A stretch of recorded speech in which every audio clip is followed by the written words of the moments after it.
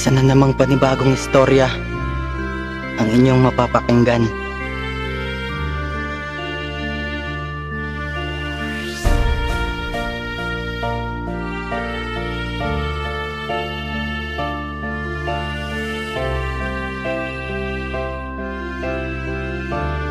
Anne's Beat.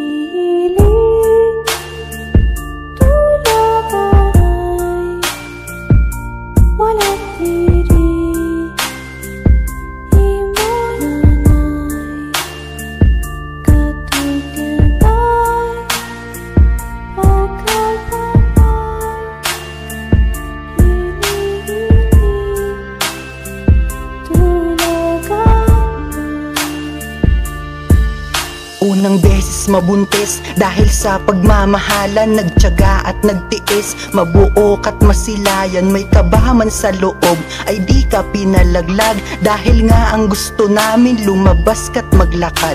Sobrang saya ni Bes ang kasama ko sa buhay, protektado ka niya, may pag-aalagang tunay. Excited na nga kami na ikaw ay masilayan, kahit nasa tiyan ka pa, lubos nang iniingatan. Inisipan ka na namin ng maayos na pangalan, kumpleto na rin sa ninong at mga ninang sa binyagan. Kasado na ngang lahat, pati na nga din sa susuotin, gaano pa man kabigat tong aming susuungin. Bilisan mong lumabas, sinasabi sa maghapon, inalayan ng lakas. Araw-araw maiahon, mabigat ka man dalhin. Paglabas mo sa aking tiyan, handa kitang patahanin, buong araw man iyakan.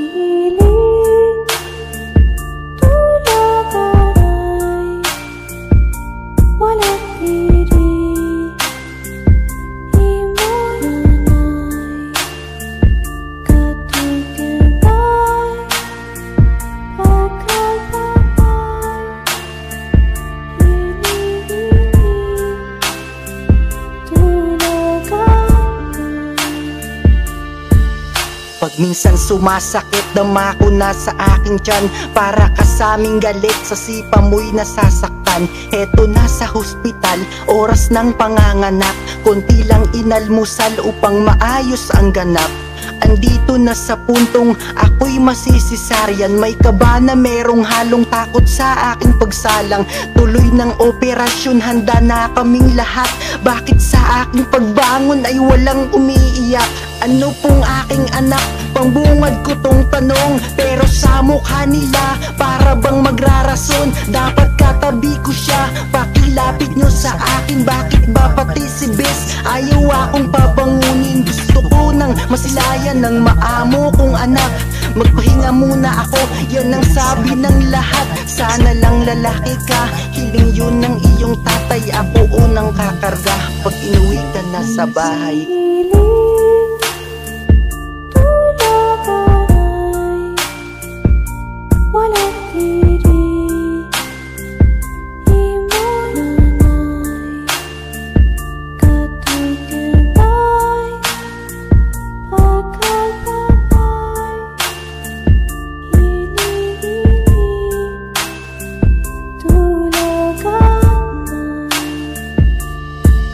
Inabot na nga sa akin, ikaw pa ay nakabihis, pero bakit katahimik at kakaiba pang kutis? Anak ba natin to? Baka anak to ng iba. Bakit ito ganito? Di napigil magmura ang aking inaasahan. Malusog ka at matikas, ngunit sa aking nasilayan. Parang puso ko binutas, nasakal ka sa loob ng pusod mo, na dahilan ng hindi mo paghinga. Bakit ba nagkaganyan? Awa na merong galit ang aking naramdaman, na uwi lang sa libingan ang tinuring kayamanan. Baka pwede pang agapan, pakiusap o kilusan, pakipampu kanyang puso, sige na kung kailangan. Masakit lang sa loob, kaala ko isang sorpresa. Labag din sa amin to, kay hapdi nang ibinunga. Importante lang anak, gusto ka naming buhayin. Ano ba dun aming laban kung gusto kanyang kuhanin?